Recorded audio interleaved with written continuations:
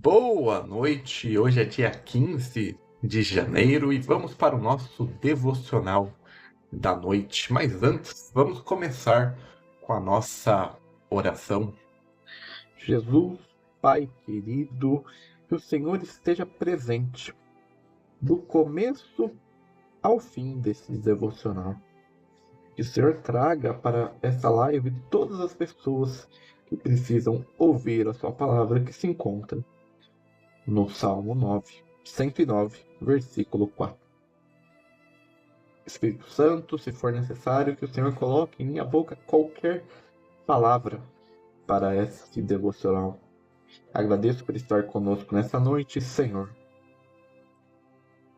Vamos lá.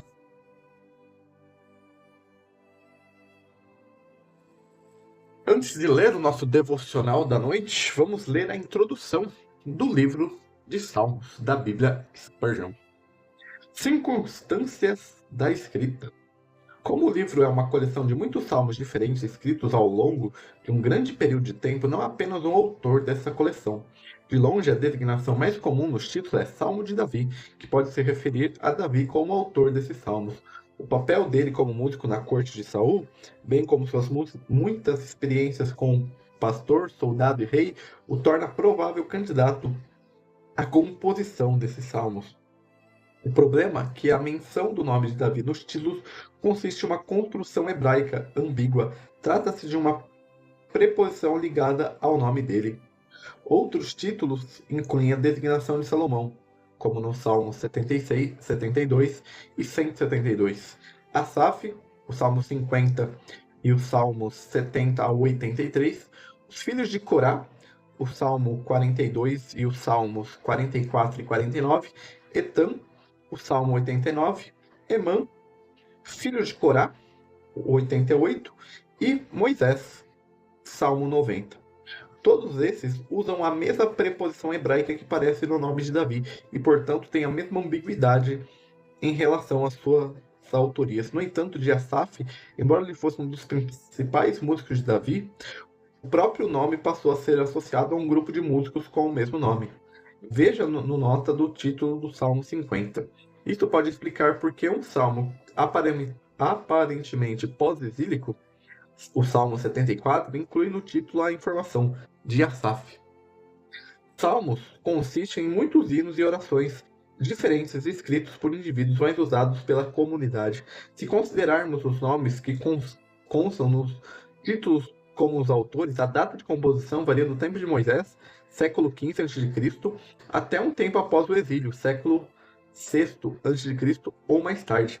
Alguns dos títulos contêm informações históricas que podem indicar o momento e o contexto da escrita, embora até isso, assim como a autoria, possa se tratar de uma ambiguidade. As informações podem não se referir à data da composição, mas aos locais onde seus conteúdos estão inseridos, tenham sido descritos algum tempo depois de os eventos terem ocorrido. Este é um cenário mais provável. Em muitos casos, estes salmos também incluem passagens de ação de graças, mostrando que foram escritas depois de Deus ter respondido suas orações. Contribuições para a Bíblia.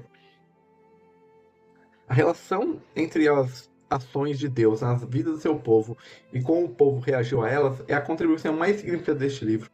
Deus nunca falou diretamente em nenhum dos salmos, mas sempre fazia nos livros narrativos e proféticos. Assim, os salmos são escritos a partir de uma perspectiva humana, à medida que os autores vivenciam diversas situações da vida.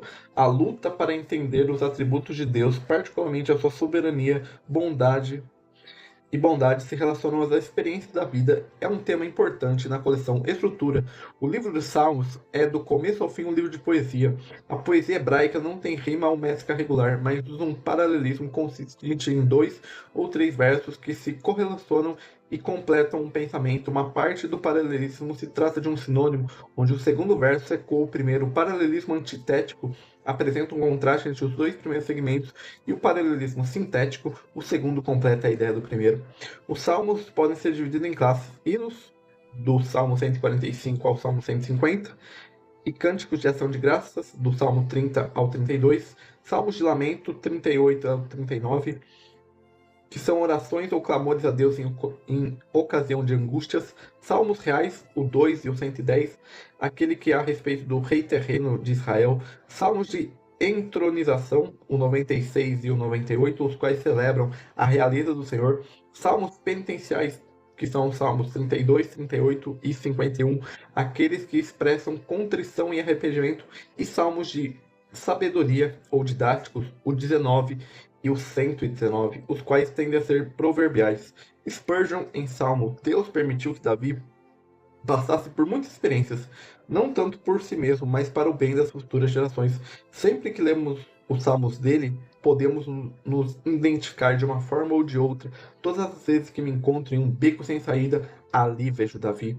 Acho que nunca desci a uma situação tão humilhante que não o tenho visto em uma situação ainda pior, assim como também nunca subi a um ponto tão alto que não tenha visto Davi muito acima de mim, pronto para cantar a sua canção, acompanhada de seu instrumento de cordas, enquanto eu cantava a minha canção.